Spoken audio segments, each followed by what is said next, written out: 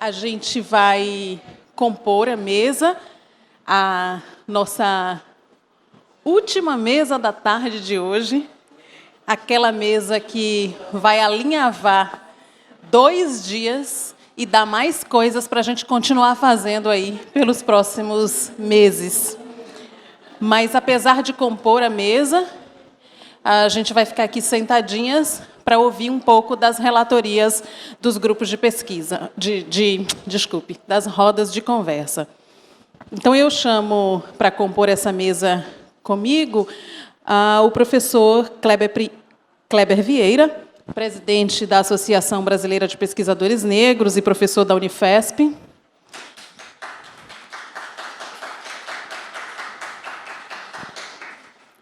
Convido também a Beatriz Servilha, estudante de Medicina da UFRJ e membro do Coletivo de Estudantes Negros de Medicina, o NEGREX.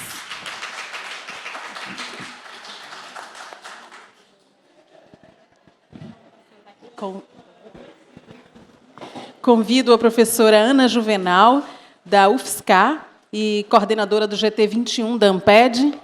Ana? Ana está aqui, gente. Ela se perdeu aí nas salas, mas olha ela. Ana Juvenal. É que ela queria entrar assim.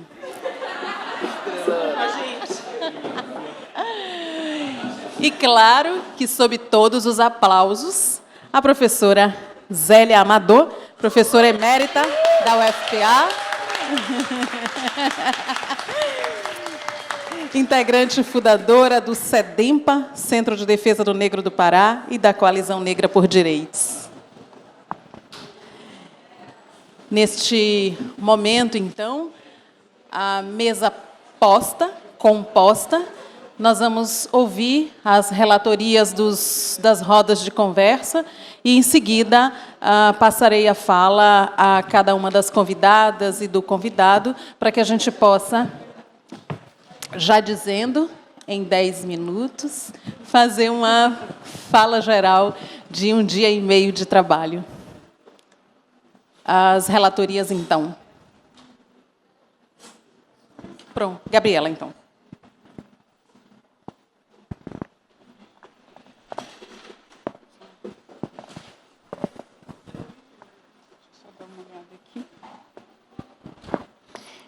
Bom, o nosso grupo realmente foi composto por pessoas super qualificadas, um grupo muito diversificado em vários aspectos, geracional, de formação, de atuação nas universidades e também em movimentos sociais.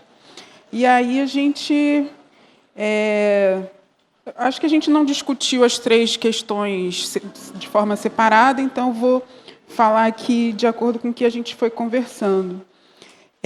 Houve um reforço da questão do teto e piso das cotas, né?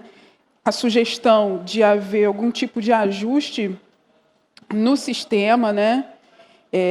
De tal forma que, se o candidato que optou, né, por ser cotista, né, se ele tiver uma nota que ele possa entrar pela ampla concorrência, ele poderia ser movido, né, para a ampla concorrência. Dessa forma, se evitaria algo, né, um fenômeno que já acontece hoje, que é o da superseleção de cotistas, né, e aí as pessoas foram relatando vários casos em diferentes instituições, né, com cotistas tendo notas muito maiores, né, do que as notas de corte de ampla concorrência. Isso se evitaria também um processo de guetificação, né? A gente acabou discutindo nesses termos, né? A segunda questão foi a das escolas militares e das escolas federais. E aí o que nós colocamos que não seria uma exclusão das escolas federais, não, só das escolas militares, na medida em que, nas escolas federais, os sistemas de ingresso, né, hoje já comportam sorteios e também política de cotas, né? Então, é um público muito mais diversificado, né, em comparação com com um público mais, vamos dizer, mais elitista de alguns anos atrás, né, dessas escolas. Então, a questão seria a retirada das escolas militares. Outro ponto que a gente conversou bastante foi o de incorporar às políticas de permanência mecanismos de escuta ativa e qualificada dos estudantes, né? Escuta do sofrimento psíquico mesmo desses estudantes, né? O que pode ser feito de forma integrada, né, com os coletivos, a estrutura das universidades integrada com os coletivos, e aí se comentou muitos casos de suicídios que tem tido, né, em alojamentos com alto percentual de estudantes negros, né, e aí também se comentou, por exemplo, que na USP essa já tem sido uma discussão pautada em grupos de pesquisa, mas que não está passando pela questão racial, né? Então, esse seria um ponto para ser incorporado nas políticas de permanência e de apoio acadêmico nas universidades. Falando um pouquinho sobre a divulgação de resultados, né, de uma comunicação extra e intramuros, né, o que foi colocado pelo grupo é que a comunicação tem que ser não apenas, né, dos resultados dessa pesquisa, mas, né, é uma comunicação extra e intramuros sobre as relações étnico-raciais, né, sobre racismo, e uma comunicação dirigida para uma educação antirracista, né? E aí a gente observou, né, que as ações de extensão podem ser bastante importantes nessa comunicação, né, nesse contato fora dos muros das universidades, né, com jovens do ensino médio, com professores da educação básica, né, não apenas através, por exemplo, de oficinas em escolas, né, que possam levar esse tipo de debate, mas também com linguagem adequada, né, a esses grupos, aos grupos jovens, uma linguagem prática, objetiva, e uma linguagem também das redes sociais, né, que é algo muito presente no dia a dia dos jovens. Pensando para dentro das próprias instituições de ensino, o que foi conversado passou por uma qualificação ou formação social e racialmente orientada, tanto de professores quanto de servidores técnicos, né? Isso em função até mesmo de uma recusa que muitas vezes é percebida, né, entre docentes e servidores, que tem efeitos políticos muito, né, importantes. Então, uma qualificação de servidores e docentes com compromisso ético e político e até mesmo, né, de responsabilização por esse tipo de recusa, de negação do racismo e dessas questões. Um outro ponto aqui que foi muito colocado pela professora Zélia, né, é o de que a gente não pode mais falar de cotas e subcotas, né, num sentido muito métrico, de percentuais, de números, né. É necessário a gente resgatar todo o debate sobre racismo e educação antirracista junto, né, com os resultados dessa pesquisa, né, para falar sobre cotas e trazer um debate histórico, né, bem embasado sobre racismo e educação antirracista, porque é o que estaria na raiz, né, da política de cotas, o que gera a política de cotas. Outra questão aqui, já estou acabando, é sobre o racismo algorítmico, né? Foi colocado que a gente não pode pensar em comunicar tanto os resultados da pesquisa, né, quanto levar educação antirracista, debates sobre racismo, sem pensar no funcionamento das plataformas digitais, né, que podem, muitas vezes, impedir que muita informação produzida por nós, né, não chegue onde deveria chegar. Também se falou aqui, né, para se estender essas ações não apenas a escolas de educação básica, professores e estudantes, mas em outros espaços comunitários, né? Pensando também que nem todo jovem, né, no Brasil está conectado e que muitas vezes, né, carros de som e outras formas de comunicação muito básicas têm efeito importante para esses grupos. Pedir apoio a youtubers negros, né, que de alguma forma possam colocar um link, né, indicar o site com os resultados da pesquisa e de outras ações que venham a ser implementadas. E também, por último, né, pensar no debate sobre a metodologia de cotas para docentes, incrementar esse debate nas universidades. Foi isso. Obrigada, Gabriela. Mônica?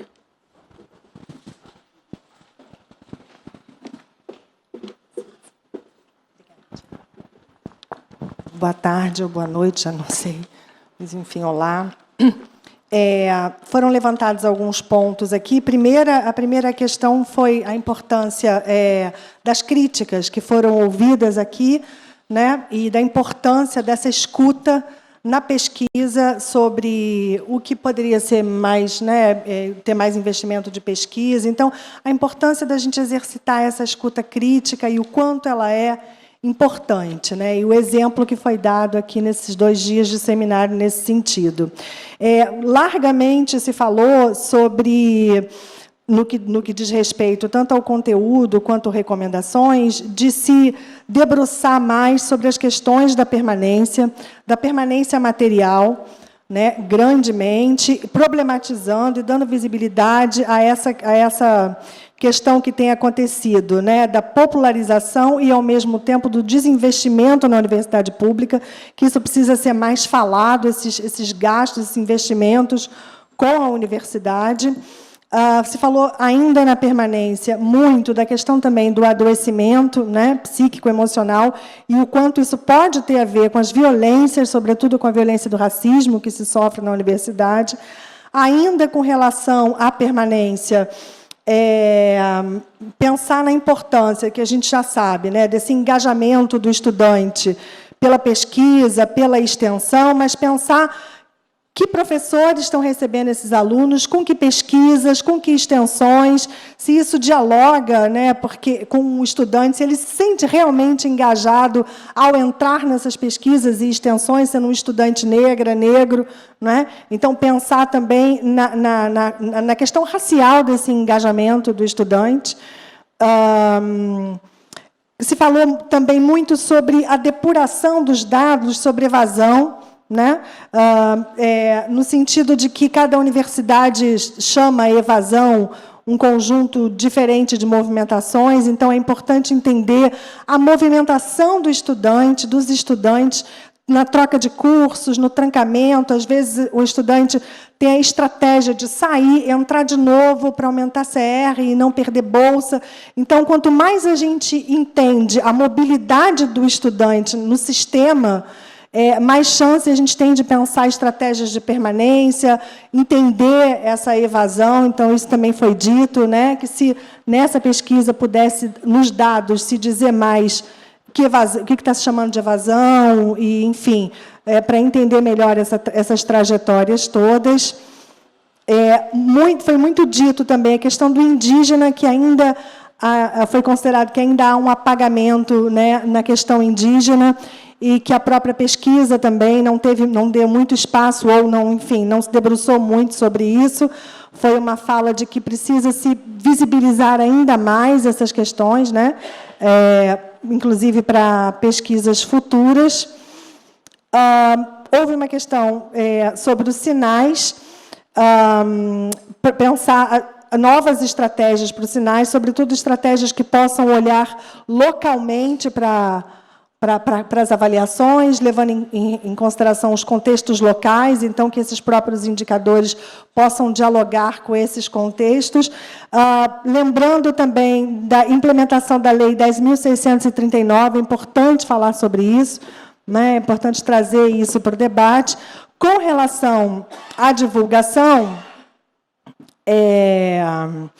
tem uma outra questão antes, que também foi falada aqui, que é a questão dos professores, né? Que os professores precisam ser envolvidos nessas questões sobre raça e também sobre deficiência, uma questão que foi levantada na nossa roda, né?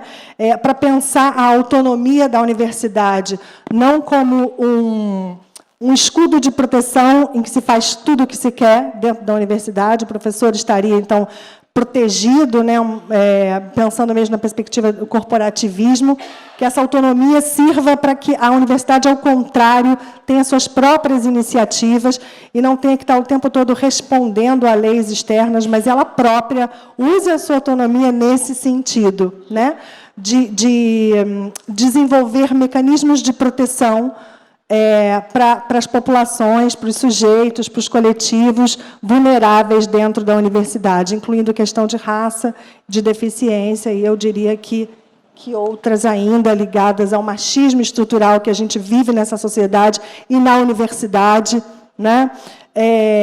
A LGBTQIA+, fobia também. A gente tem números de mortes assombrosos no Brasil, de mulheres, de negros, de gays. Então, essa população vulnerável, né, toda. E com relação agora à divulgação, foram muitas ideias e muito boas. Assim, levar para a BPN, né, tentar levar a pesquisa para a BPN, fazer um trabalho de divulgação interna, e aí é uma sugestão de que cada universidade que participou da pesquisa faça seu seminário interno, levando a pesquisa para cada um desses estados, né? Além disso, então, essa divulgação interna e externa, e na divulgação externa, dialogar com as arenas políticas, né? Secretarias estaduais, secretarias municipais, governo federal, levar uma proposta, uma carta e de compromisso para algumas candidaturas que a pesquisa entenda que pode ter compromisso, né, sendo sempre uma questão ética, assim, né, essa escolha sendo uma escolha ética, então levar para esse compromisso junto a essas possíveis candidaturas que tenham esse compromisso. Eu acho que é basicamente isso. Espero não ter... Sim, inclusive porque aqui, né, a gente tem uma questão que dialoga diretamente, sim, por exemplo, na arena política, que é a questão do transporte. Por exemplo, aqui no Rio de Janeiro, isso é muito, né, fácil da gente entender, na região metropolitana. Então, a gente depende do bilhete universitário. Então, tem outras questões, né, que têm a ver com a vida do estudante na cidade onde ele está morando e a universidade, que precisam, então, convocar essas arenas políticas para esse debate. Eu achei que a roda foi muito boa e é isso. Obrigada.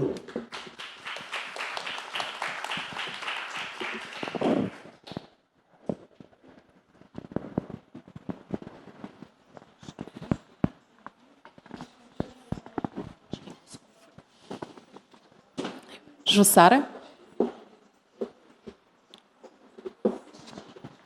Pronto.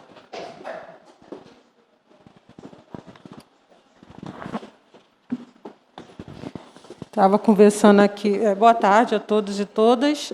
Estava conversando ali com Luane, que é estudante de Ciências Sociais. Ela é do coletivo Quilombola, do IFIX, desta casa, e ela é a relatora da nossa roda de conversas. Algumas coisas que nós pontuamos já foram ditas, né, salientadas, mas Luana tem a palavra para fazer a apresentação. Boa tarde. Foi falado ali sobre a discussão muito sobre o ingresso dos estudantes, mas não sobre a permanência, que já foi, né, levantado aqui até essa questão do bilhete único, no caso, que tipo, tem muita gente que mora, né, fora da cidade, então não tem o direito de usar. Então, assim, trazendo uma demanda de estudante mesmo é uma coisa que afeta bastante a gente. No caso, falar sobre a evasão dos cotistas, também foi levantado aqui. E outra coisa também foi considerar a faixa etária, assim, se teve uma diferença depois da inclusão das cotas de mulheres, se foram mulheres de 40 a 50 anos que entraram, porque estava ali entre 25 e 30, e aí a gente não teve muito essa diferenciação. Questão de gênero também, se foram mais homens, mulheres ou pessoas trans que ingressaram na faculdade. Sobre a saúde mental, né, já foi falado também por outras pessoas, mas é uma questão de ter realmente essa sala, de repente, com uma assistência, de uma sala de escuta, que foi falado mais cedo aqui, para saber se esses estudantes que estão dentro da faculdade, se eles estão realmente com a saúde mental. Né, ninguém está, mas se está, dando para ir. Discutir questões curriculares e disciplinares acerca do cotista.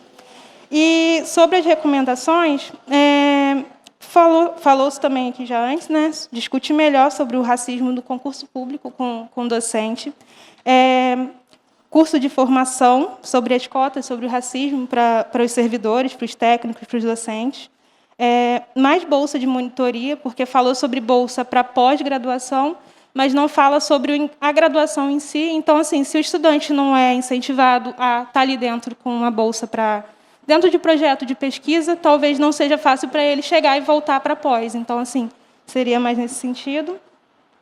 E sobre a divulgação. Divulgar o resultado da pesquisa nas pró-reitorias das universidades.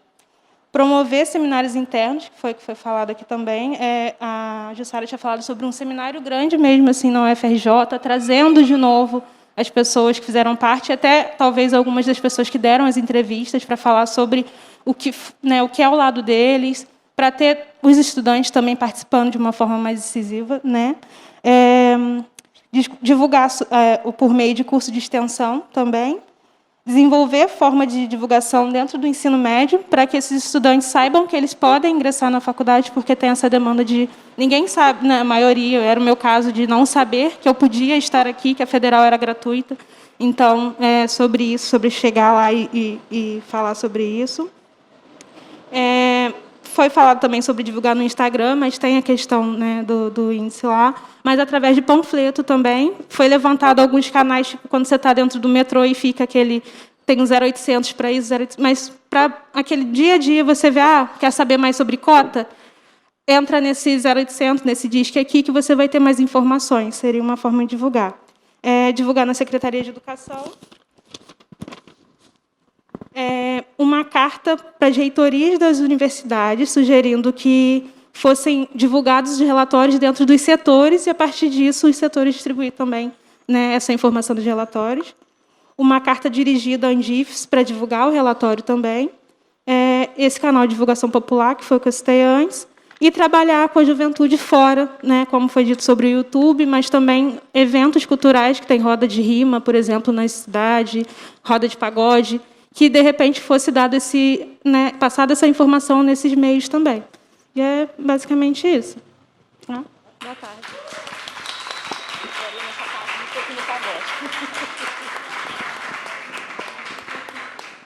Te agradeço, então, as pessoas que participaram dos grupos, das rodas, grupos de trabalho também, né? Das rodas de conversa e as relatorias aqui. A partir desses registros, então, acho que alguns processos serão encaminhados. Bom, com relação à nossa mesa, então, eu queria combinar, a gente pode seguir Kleber, Beatriz, Ana, e a gente finaliza com a professora Zélia Amador. Pode ser assim? Pode. Ok? Então, Kleber Vieira.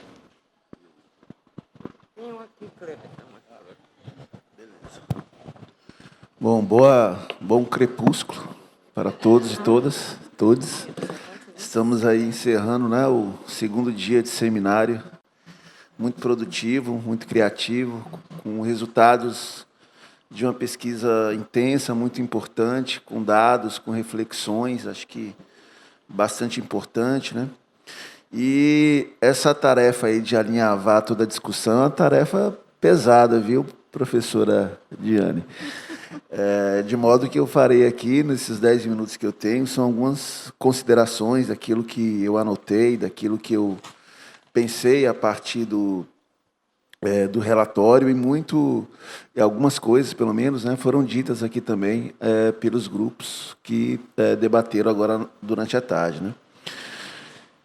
A primeira delas é em relação aos destinatários das recomendações, né? Acho que aqui nós temos uma pesquisa importante, com dados, ainda que sejam focais, né? De 6 instituições, mas dados importantes, que certamente são indicadores para outras instituições, mas que apontam para destinatários distintos, né? Destinatárias, se nós pensarmos em instituições bastante distintas, né? Se nós estamos recomendando algo em relação a uma mudança, a um aperfeiçoamento, a um aprimoramento, a uma normatização de uma lei federal, como é o caso da 12.990, que está destacado aqui, né, em uma das recomendações, o destinatário é qual o documento que vamos apresentar, né? De que maneira vamos destacar esse item da pesquisa, de modo que essa relevância, quando chegar ao leitor, né, a informação chegue com nitidez, né?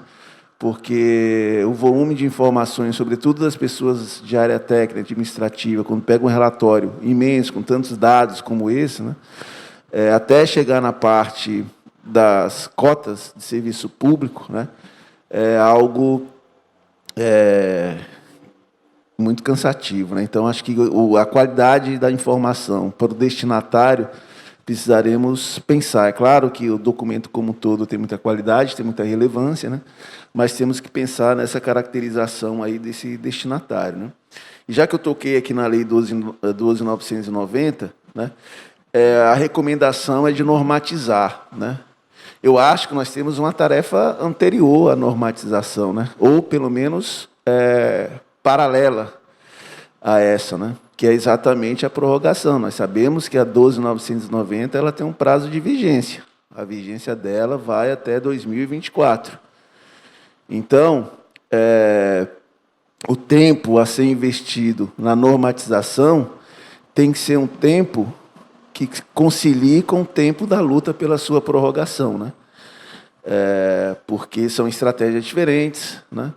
Ou elas podem estarem combinadas, evidentemente, mas não pode perder o foco, né?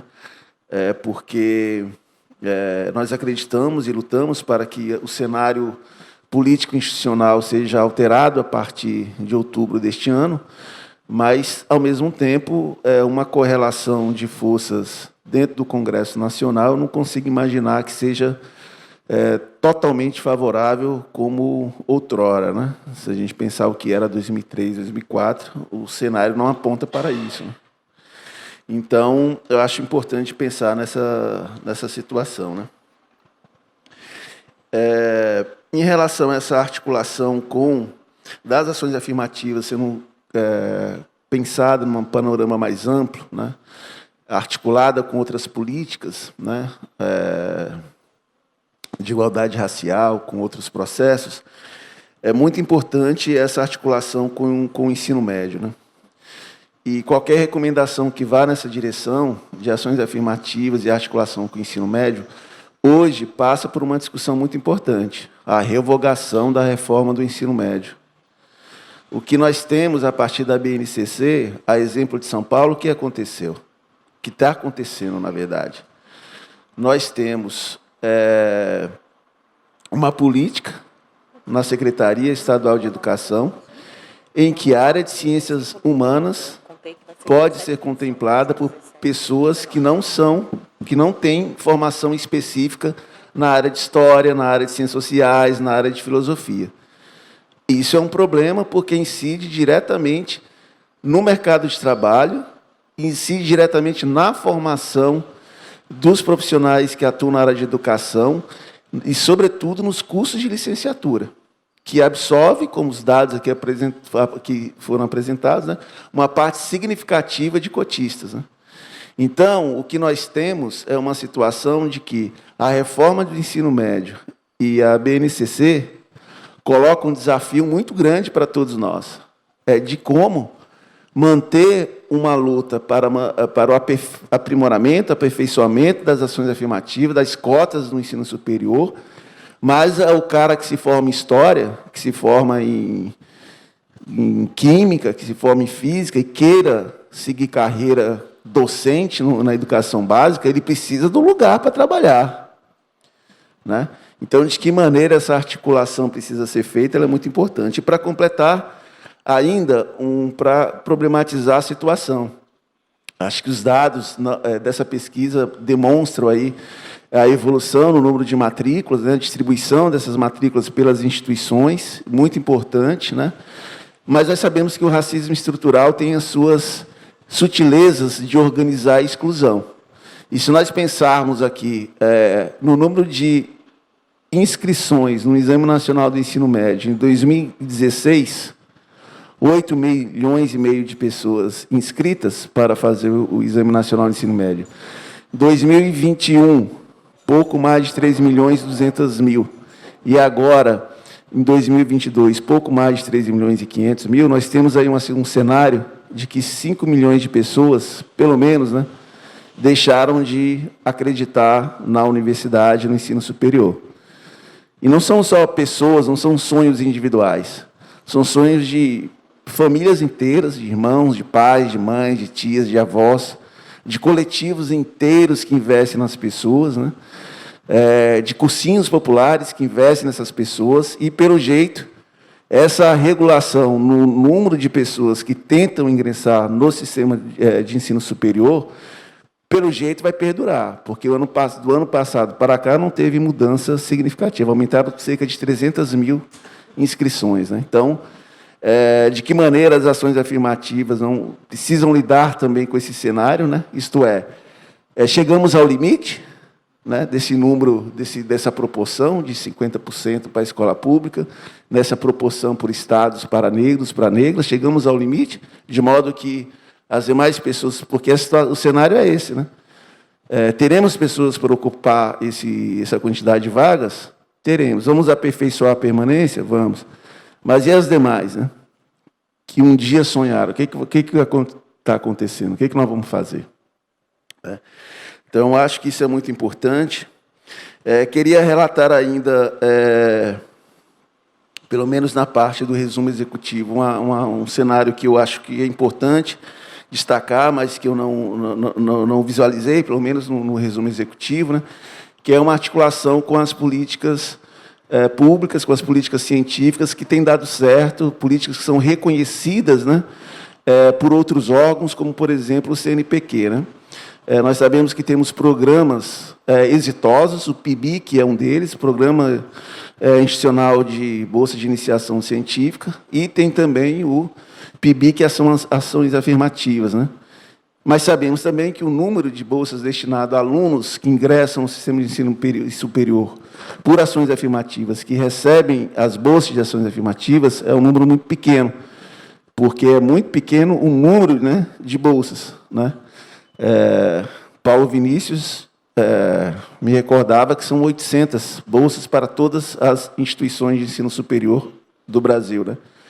Comparado aos números que foram apresentados aqui, certamente não dão conta nem de uma instituição isoladamente, né? E é um programa que não precisa inventar, não precisa criar, não precisa de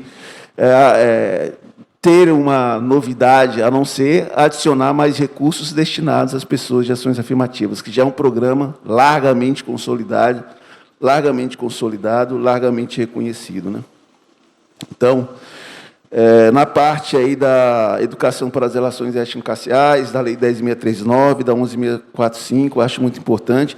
Eu acho que poderíamos dar uma evidência maior ali, né, ao parágrafo 2º, né, do artigo 1º, que fala textualmente que a implementação da lei será um elemento importante para a avaliação institucional, né? Eu acho que precisa dar relevo a esse parágrafo, né, porque acho que dialoga diretamente com o título, com o tema da pesquisa, né? Então, acho que é muito importante dar essa relevância, né?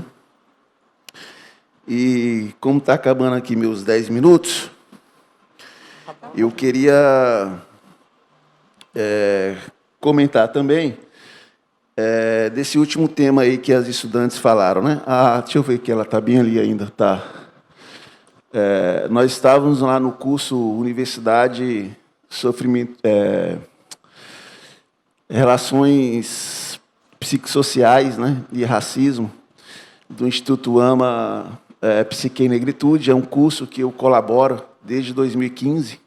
Não sou psicólogo, sou historiador, mas sou um colaborador nesse curso que trata da saúde mental desde 2015. E algumas pessoas sabem dessa história, mas eu queria deixar registrado pela importância desse tema, que é cuidar dos efeitos psicossociais do racismo dentro da universidade, né? Eu comecei a participar desse curso em função de um projeto que nós desenvolvemos dentro da Universidade Federal de São Paulo, a Unifesp, onde eu atuo, onde eu trabalho, projeto chamado Universidade, Sofrimento Psíquico e Relações Raciais. E esse projeto foi uma espécie de amparo do grupo Instituto Psique e Negritude, depois da ocorrência de 3 suicídios de estudantes negros, 2 negros e uma negra, dentro do campus que eu atuo, né, campus Guarulhos. Um deles dentro do campus, né? Um deles dentro da sala do Núcleo de Apoio aos Estudantes, da qual eu era coordenador, e, naquele momento, estava trabalhando na construção de um polo de ações afirmativas dentro do campus, né? Isso foi em 2012. Foi um baque muito grande, obviamente, né? E depois tiveram mais 2, né? E foi em função disso que o Instituto AMA Psique e Negritude, ele organizou algumas oficinas, alguns relatos, alguns grupos com estudantes, né? E os estudantes me indicaram para acompanhar, né? E eu achei uma confiança e uma responsabilidade enorme, mas não podia me furtar do compromisso, né? Mesmo não sendo estudante. E tivemos bons resultados, né, naquele momento, mas, ao mesmo tempo, a não institucionalização de uma política de saúde mental dentro das instituições é grave, é muito grave. Estudantes cotistas, negros e negras, sofrem muito, e eu soube disso da pior maneira possível. Então, não é uma brincadeira. Nós falamos muito de dados aqui, falamos do ingresso, de permanência. Eu acho que temos que pensar mais a integridade física, emocional e psíquica é muito importante, e ela tem que ser contemplada em qualquer avaliação institucional e precisa ser colocada como item de política pública muito séria em qualquer cenário, né? Então, eu aprendi que lutar pelas ações afirmativas é muito importante, lutar pelas políticas públicas é muito importante, lutar contra o racismo é muito importante. Mas essa luta política precisa ser qualificada. É uma luta política, mas que precisa de um fortalecimento político, psíquico e espiritual. Porque nós temos meninos e meninas que muitas vezes estão largados por sua própria conta. E dar conta da integridade emocional e psíquica dessas pessoas não é tarefa fácil. Então, acho que, como minha contribuição, né, com esse meu relato, eu encerro com uma recomendação muito especial para esse item. Obrigado.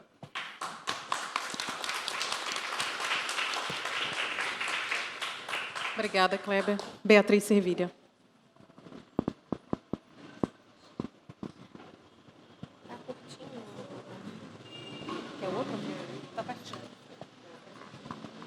Olá, boa tarde. A gente teve a nossa roda ali, né? A gente vai ter um papo sobre o assunto e acabou que agora o professor entrou mais ou menos no mérito que eu tinha tocado lá dentro, né? Eu sou estudante de medicina aqui da UFRJ, sou membro do coletivo de estudantes e médicos negros, né? É um coletivo nacional, nós somos um coletivo nacional. Então, a gente tem muitos relatos, perdemos uma membra por suicídio há pouco tempo. Então, temos falado muito sobre isso dentro dos nossos debates. Hoje, a gente entende que na UFRJ a gente não tem uma assistência necessária no caso, eficaz para essa permanência psíquica, psicológica, para esse bem-estar mental do estudante, né, do universitário. Então, acredito que foi o que eu falei na roda e acredito que a gente precise agora se debruçar mais em cima disso, pesquisar mais, se aprofundar mais dentro dessa questão, porque existe hoje uma permanência de corpo presente, né, dessa população negra dentro das universidades. A gente se mantém dentro dos cursos, dentro das universidades, mas a que ponto, né? A que preço estamos nos mantendo dentro desses espaços? O que está valendo essa permanência? Eu acho importante a gente ver também que profissional está sendo formado durante esse processo, que ser humano está sendo formado durante esse processo, porque a universidade ela é um ambiente formador do profissional e do ser social, né, que vai vir daqui a alguns anos. Junto com o diploma vem, no meu caso, uma médica, uma mulher, mas além da médica, muito além da médica, existe uma mulher negra de periferia que sofreu muito para chegar onde chegou. Então, que pessoa está sendo formada a partir desses sofrimentos diários, dessas violências diárias? É importante a gente se colocar nesse papel. E da pesquisa de a gente conseguir, de alguma forma, datar isso, escrever sobre isso, falar sobre isso, para que não seja um assunto invisibilizado, né, dentro dessa temática. Pensando na questão do coletivo, nós falamos um pouco, né, sobre publicizar esses dados, sobre uma forma de colocar à frente, né, da sociedade essas temáticas, o que está sendo discutido. Foi questionado um pouco sobre qual seria o nosso papel, se de fato a gente tem que se debruçar sobre isso, ou se a gente tem que pressionar as instituições para que isso seja feito, como instituição federal, no caso das universidades, como Estado, como município. Acredito que sim, que a gente tenha algumas ferramentas para que isso ocorra, mas eu acredito que poderia, né, e eu acho que seria uma forma viável de fazer isso, de trazer os coletivos para frente também dessa publicização, porque, por exemplo, dentro das profissões a gente tem pessoas negras que são conhecidas por serem quem são, e acredito que conseguiríamos uma mídia maior, digamos assim, do tema, trazendo para o coletivo. Também no Negrex, a gente tem uma ação que se chama Negrex nas escolas. A gente visita escolas estaduais, conversando, né, com estudantes do ensino médio, falando sobre a possibilidade, né, o ingresso num curso elitizado, que é a medicina, que a gente sabe o que a gente passa no dia a dia, e o distanciamento também da possibilidade, né, do sonho de crianças, de adolescentes negros e periféricos de ingressarem numa universidade de medicina, ainda mais numa federal. Então, a gente poderia também conversar sobre a implementação, né, de falar também sobre a política de cotas, sobre os direitos, sobre a permanência, assistência estudantil.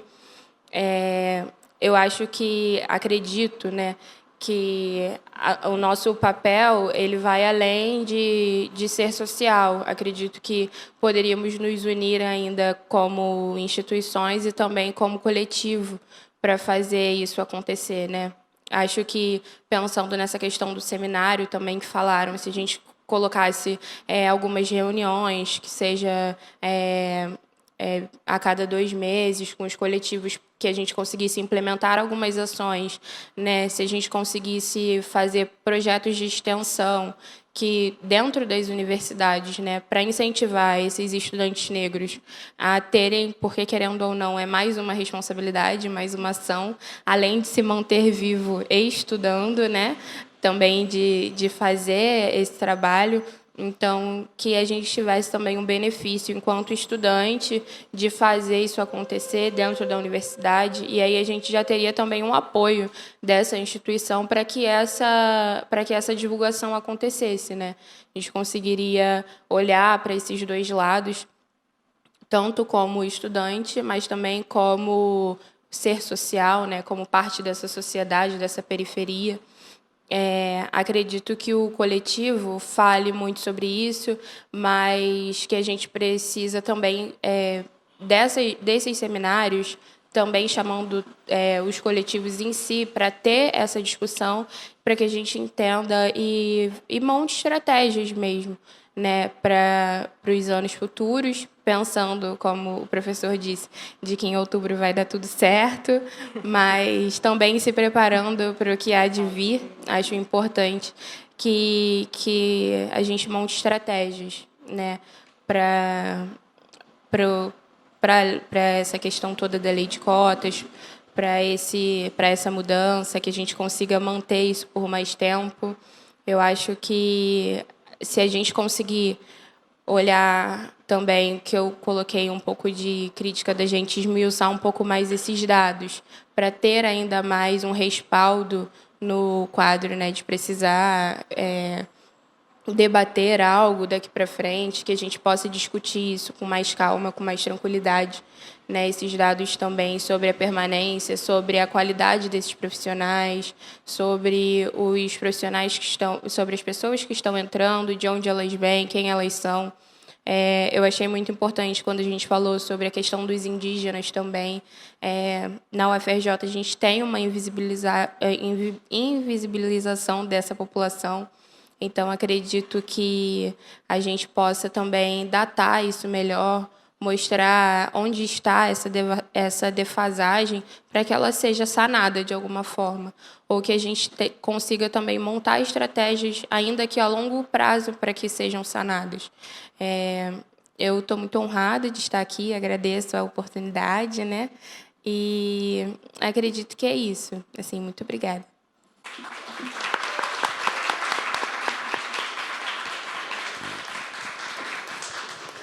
Professora Ana Juvenal. Obrigada. Gente, uma alegria imensa estar aqui. Queria muito, muito agradecer o convite para falar a partir da coordenação do GT21 de Educação e Relações Étnico-Raciais da Amped. Eu vou passar o telefone para você agora controlar meu tempo. E também da alegria de reencontrar pessoas, e acho que é o primeiro evento que eu estou saindo pós-pandêmico, acho que a maioria aqui também. Então, encontrar tanta gente bacana é uma alegria mesmo. E relembrar uma coisa que o Luiz disse ontem de uma celebração. Eu acho que não só a pesquisa, mas a nossa presença aqui e as políticas de ação afirmativa, eu tenho dito um pouco isso, de que, a meu ver, ela é a política mais revolucionária da educação. E ela é a política mais revolucionária da educação porque ela é um sucesso. E só pessoas como nós, e pessoas que vieram antes de nós, tal como foi lembrado ontem, para fazer uma política dessa natureza, com poucos recursos, com pouca estrutura, ser um sucesso. Então, ela é um sucesso por nós, e ela é um sucesso por quem veio antes de nós. E, com isso, tem 3 pontos que eu gostaria de chamar a atenção, a partir do que foi dito nesses 2 dias em que nós estamos juntos e juntas, que é aquilo que o Rodrigo mencionou e o Salles chamou a atenção sobre a questão da sensibilidade, e que ele chamou a atenção de que não se trata só de uma questão de sensibilizar, mas de chamar os nomes, as coisas que elas devem ter. E, de fato, eu acho que são coisas que, na verdade, caminham juntas e não separadas. Eu acho que o exercício de sensibilização ele foi muito importante, ele continua sendo importante, mas, paralelo a ele, nós precisamos ter um exercício de compromisso das pessoas que estão no campo da gestão, e aí pensar a questão da institucionalidade da política e toda a sua estrutura institucional. Nós devemos exigir das pessoas que ocupam os lugares de gestão das universidades hoje o compromisso político e ético com a concretização das políticas de ação afirmativa em todo o cenário que foi colocado aqui, com tudo aquilo que precisa ser feito. Então, nós, eu e Diane, estamos lá também em espaços de gestão, estamos também fazendo essa luta. Isso é feito por nós também. Então, a gente bate o pênalti e corre para o gol para pegar a bola, né?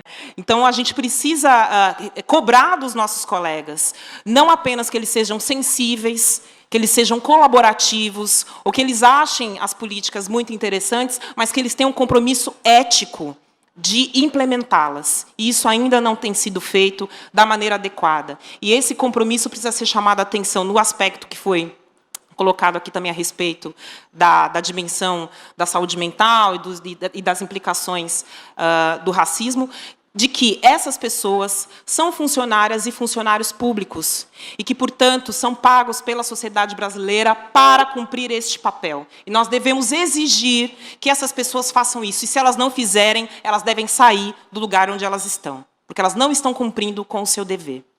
O segundo aspecto que me parece importante é essa mesma dimensão, dessa compreensão do que é o racismo institucional, de como ele funciona e de como ele se desdobra, né?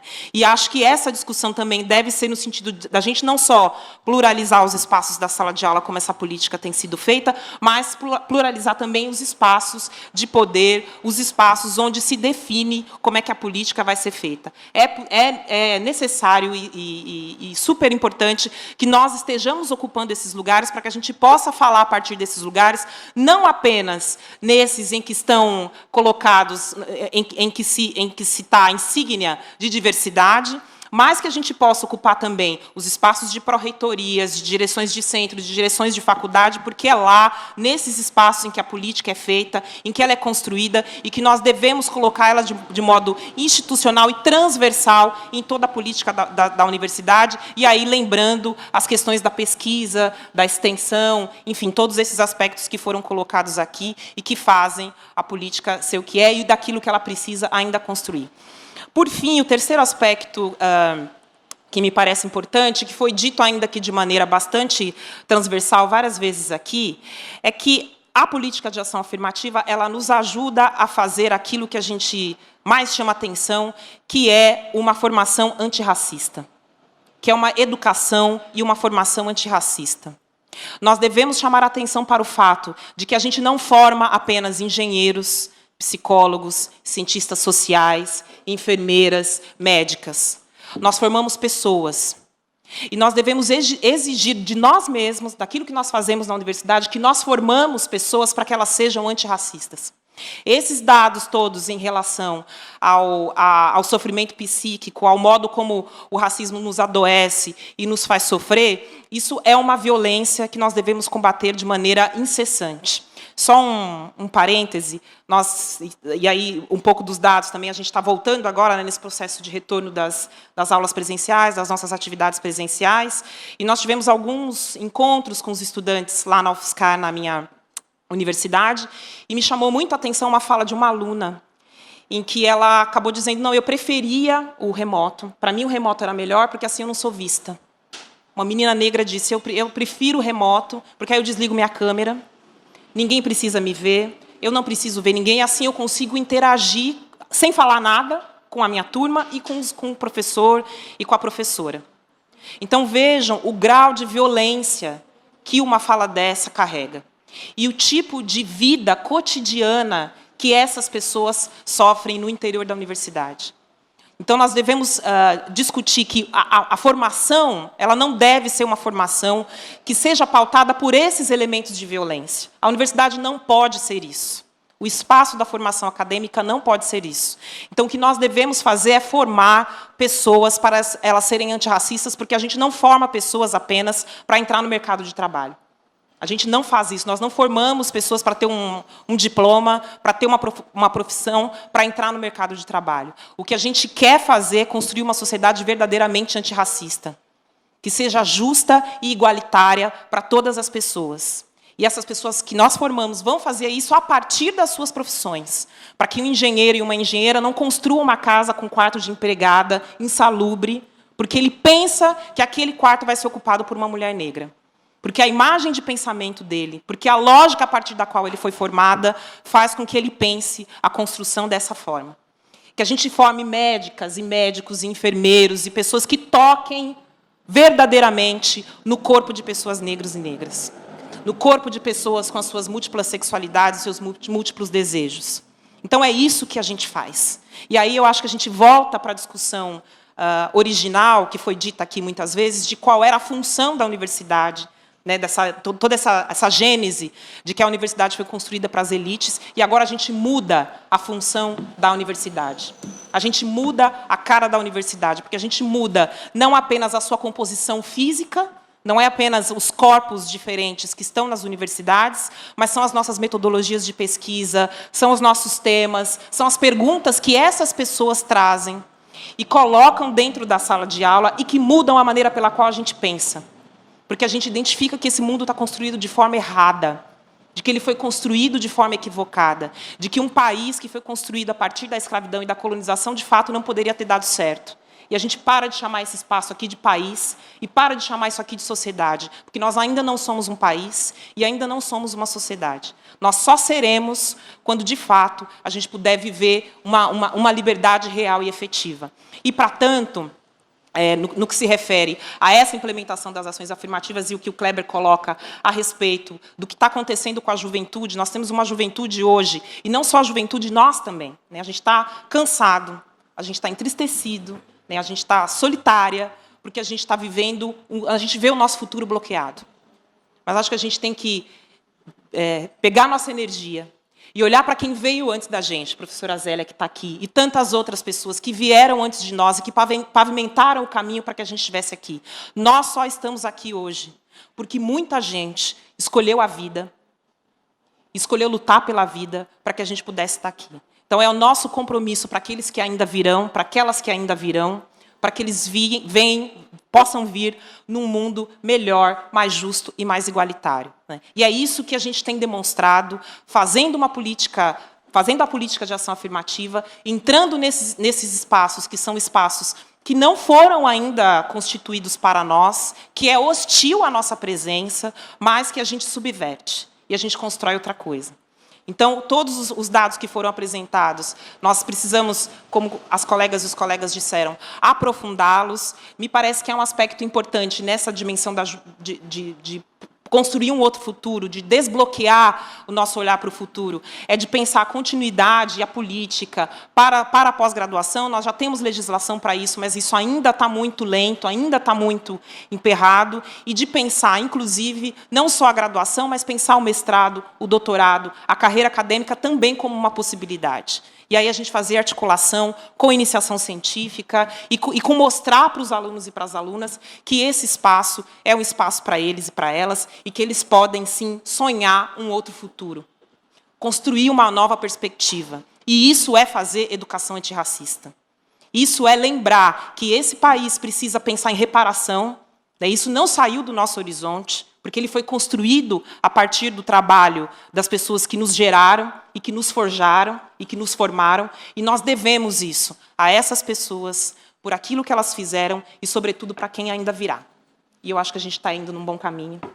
Sigamos. Obrigada.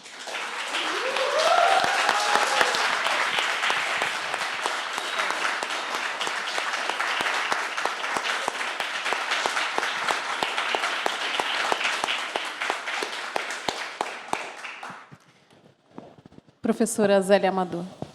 Oi. Bom, a começar, eu agradeço muito a possibilidade de estar aqui, porque esta é a primeira viagem que eu faço pós-pandemia. Tá? E agradeço a minha amiga Rosana Herrig, com quem eu tenho podido caminhar há algum tempo.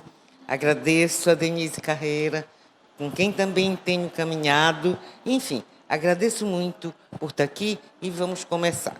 Vamos começar, e eu vou começar a falar a partir de um certo incômodo que eu tenho sentido quando a gente fala de política de ação afirmativa na universidade. Devo dizer que o relatório está muito bom, tá?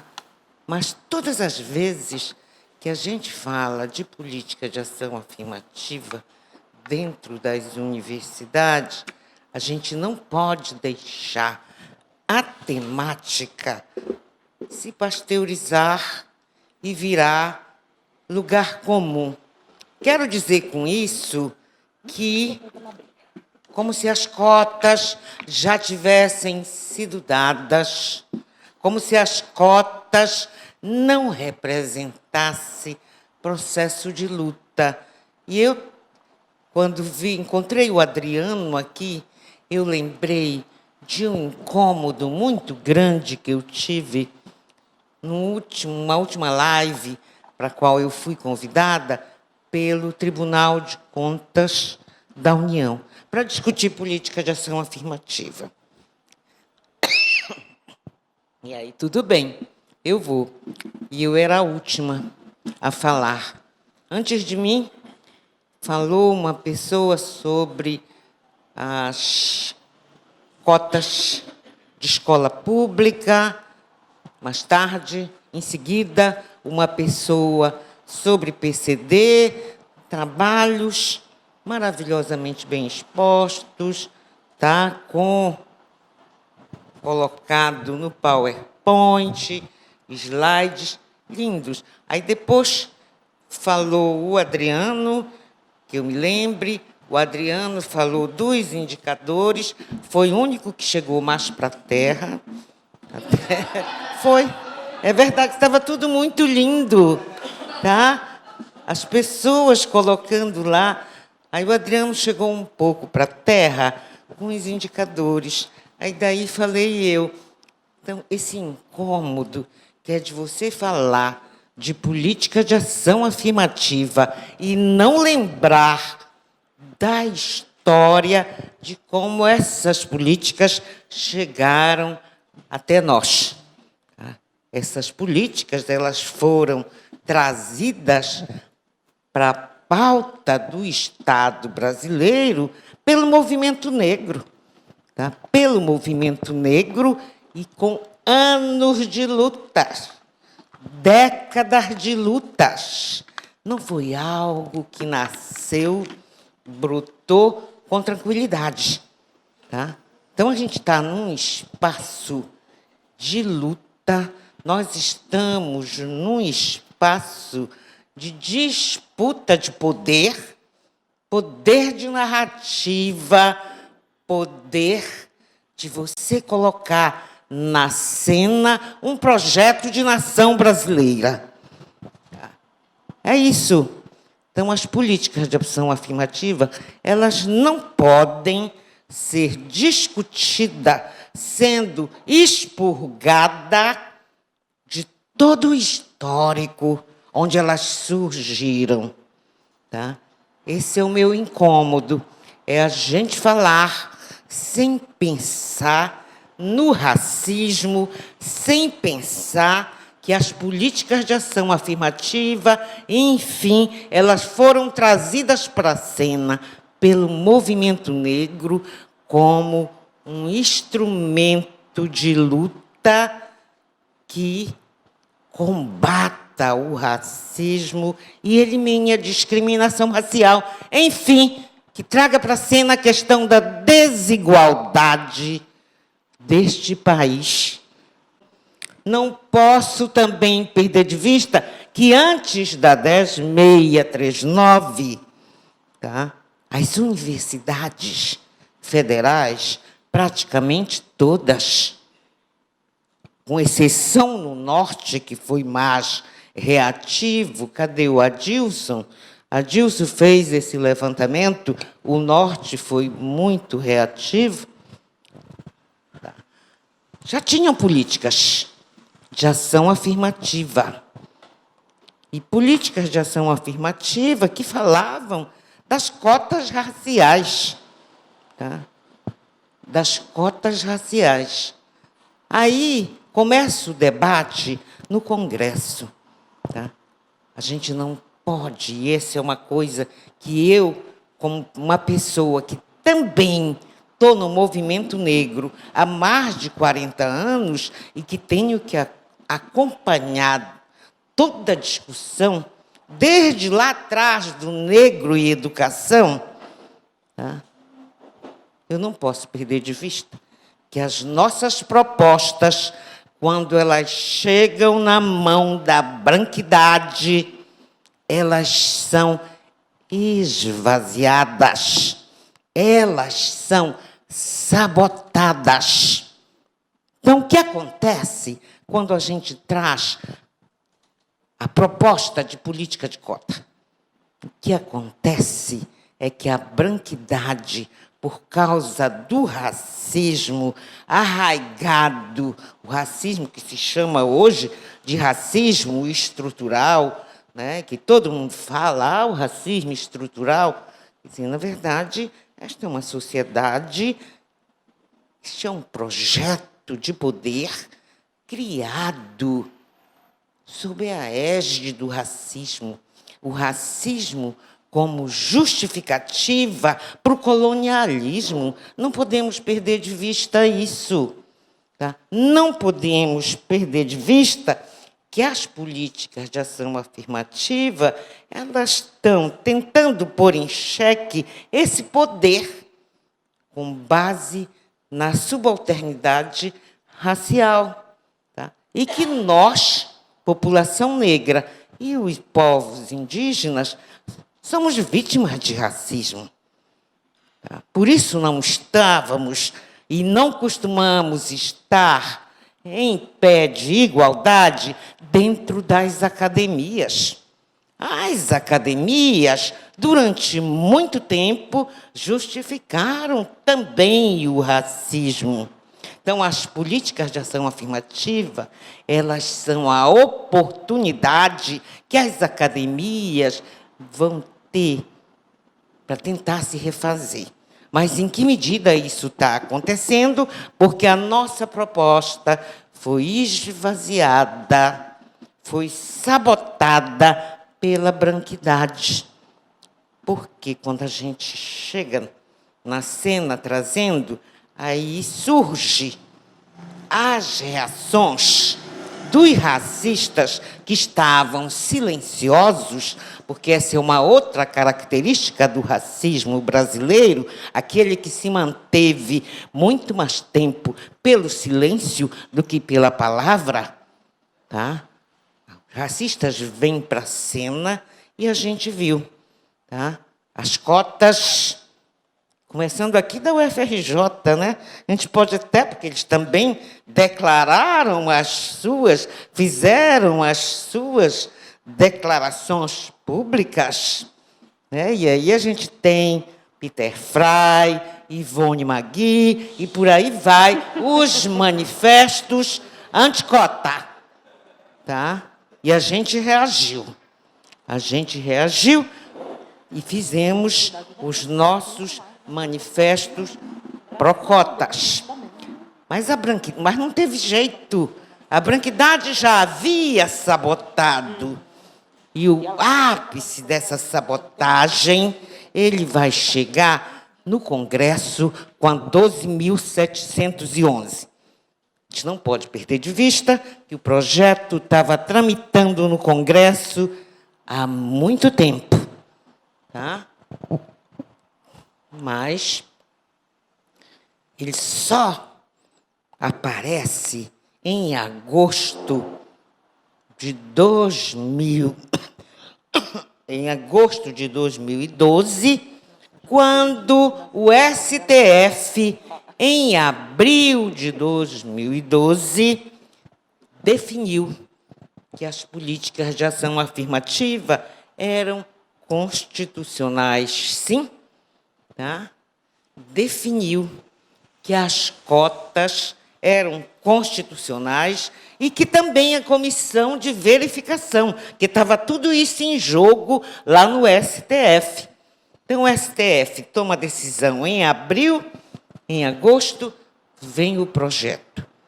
Já estava sabotado, porque aí vem para a cena a escola pública. Tá? E aqueles que trouxeram esse debate têm que se conformar com uma subcota. Tá? Então, a cota racial é uma subcota, porque a escola pública é a cota, a renda é a cota. E a gente não pode perder de vista que a renda é para satisfazer o pensamento de uma esquerda branca que, historicamente, sempre disse que a questão é de classe e não de raça. Então, eu acho, e é isso que eu quero recomendar, tá? Que a gente repense. A gente repense e comece a falar de políticas de ação afirmativa, tá? A partir de uma perspectiva de cumprimento de direitos humanos, com as estratégias, inclusive, de construção, com metas, com estratégias de construção.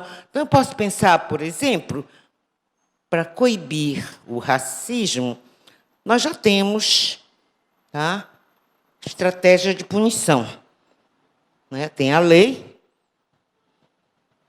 7716 e tem o racismo no artigo 5º da nossa Constituição, previsto como crime inafiançável e imprescritível. Estratégia da punição, então, está garantida.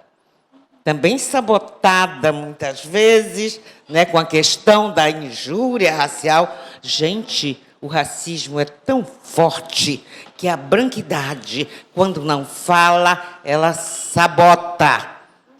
Tá? Ela esvazia a proposta. A proposta fica lá, mas esvaziada, inteiramente sabotada, neutralizada, expurgada da sua força de transformação. A gente pode pensar nas políticas de promoção. E aí, as cotas estão nessa linha das políticas de promoção, da estratégia de promoção. Mas a gente tem que pensar nas valorativas, que eu vou chamar aqui de políticas de valorização, como falou ontem o Salles. E essas políticas de valorização, nós temos a 10639, que não está obrigada para as universidades. Como que a gente obriga? É mais uma sabotagem.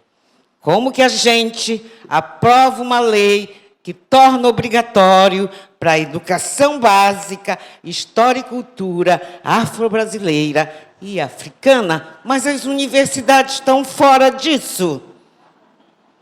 Não pode. E aí tem a resolução de que falou o Salles ontem. Ela tem que ser posta em prática. Tá? A universidade tem que tratar, e não é só nos cursos com ênfase em história, artes, literatura, são todos os cursos. Todos os cursos têm que tratar dessa questão. Aí a gente diz, mas aí criamos o ERE. Ora, que educação de relações raciais que põe em cena só a história dos negros, que não fala de privilégio branco, que não fala das relações de poder. Também é uma forma de esvaziar e de sabotar e tirar a força, expurgar a força política da proposta. E aí, assim que a gente conseguir trazer para a cena as políticas valorativas, né, as políticas de valorização, trazer para a cena, eu digo, para dentro das universidades, tá? A gente pode pensar nas políticas de reparação. Tá? As universidades hoje, né, as mais diversas áreas do conhecimento, estão tratando, né, de conhecimento decolonial. Todo mundo fala, não, porque eu trabalho na linha decolonial. Gente, como se é capaz de trabalhar na linha decolonial sem discutir racismo? Se o racismo está na raiz do colonialismo, isso é uma vergonha para nós, que estamos colocando em público uma farsa. Porque as políticas de ação afirmativa, se levadas a sérios dentro das universidades, se institucionalizadas, de fato, elas podem ter um poder político tamanho que, primeiro, ela leva para dentro de uma instituição historicamente branca, ela leva para lá corpos que historicamente estavam fora, corpos negros, corpos indígenas. E esses corpos não entram sozinhos, eles entram levando histórias de luta, histórias de resistência. Eles, lá dentro, elaboram discursos. A Beatriz não precisa falar. O corpo da Beatriz, dentro de uma faculdade de medicina historicamente branca, só o corpo da Beatriz já está falando e já está subvertendo aquele espaço. Tá? Se a Beatriz falar, melhor. Mas só o corpo dela, só a presença desse corpo já fala, já conta histórias, já subverte aquele espaço historicamente branco. Esse é o papel das políticas de ação afirmativa, inclusive que vai nos levar a pensar os povos indígenas também como vítima de racismo. Tá? E eles não chegam pelas nossas políticas, chegam em pequena quantidade por causa do Enem. O Enem não deixa que esses povos indígenas cheguem. Quando eles chegam, é em quantidade muito pequena.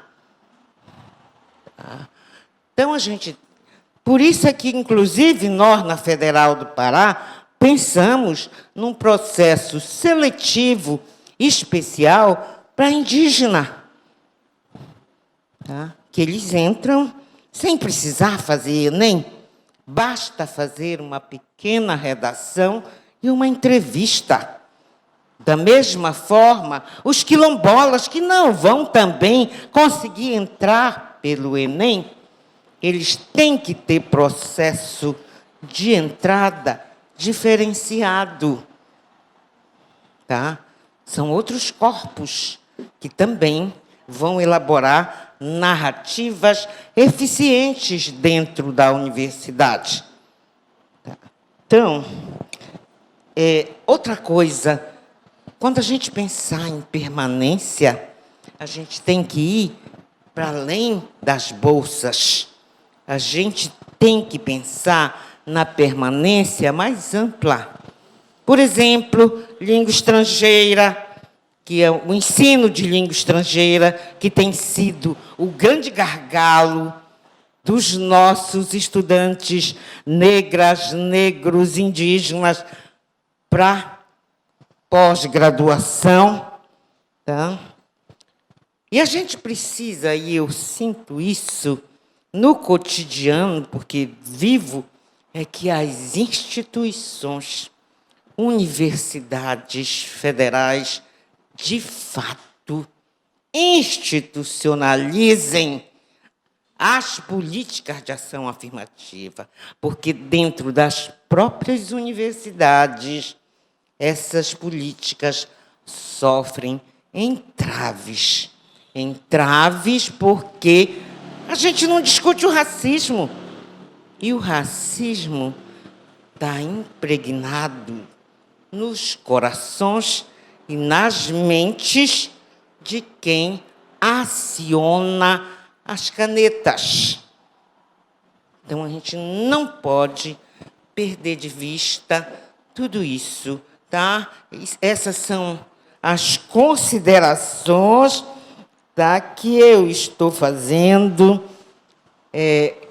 Acho que a gente tem que se preparar para 2024, discutir a 12.990, porque também ela é esvaziada. A branquidade é esperta, ela esvazia e tem esvaziado ao longo da história todos os agenciamentos políticos que o movimento negro tem feito. E aí, como o Salles hoje disse, que é melhor a gente colocar as palavras de fato, né? E aí, o esvaziar significa sabotar. Então, as nossas políticas, as nossas propostas de políticas de ação afirmativa, ao longo do tempo, têm sido sabotadas pela mão da branquidade. Então, a nossa luta, para além da gente mantê-las, é tentar trazê-las para o campo político da disputa. É tentar reforçar essas políticas de poder, para que elas possam exercer a função de mudar o conhecimento, para que os nossos colegas, cheios de racismo, não sejam capazes de dizer que trabalham a partir de um ponto de vista decolonial, sem discutir o racismo. Tá? Muito obrigada. Desculpem.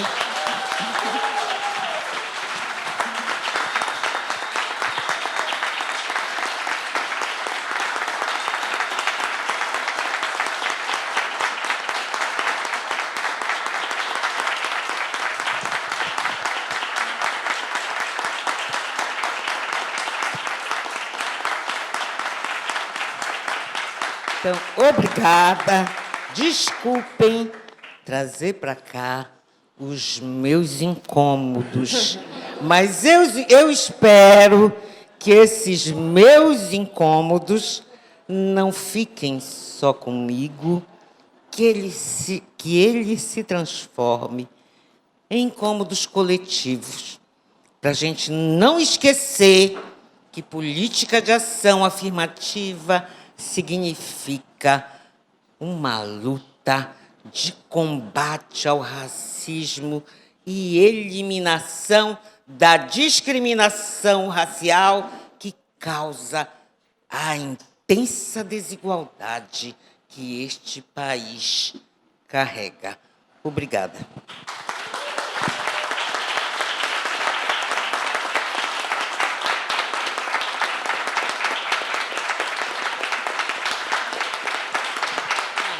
Só rapidinho, para não me esquecer que no processo de esvaziamento, no processo de sabotagem, eu digo que nós, do movimento negro, fomos tão importantes que trouxemos para a cena e fomos capazes de inventar. Nós inventamos uma figura que estava fora de cena há muito tempo que se chama o branco pobre. Tá? E é o branco pobre que vai dar origem à cota escola pública. Mas esse branco pobre nós inventamos. Fomos tão fortes que tivemos a capacidade de inventar essa figura. A figura do branco pobre, trazida para a cena pela branquidade, mais uma vez, com o objetivo de sabotar e de esvaziar os nossos agenciamentos políticos. É isso, gente. Desculpa mais uma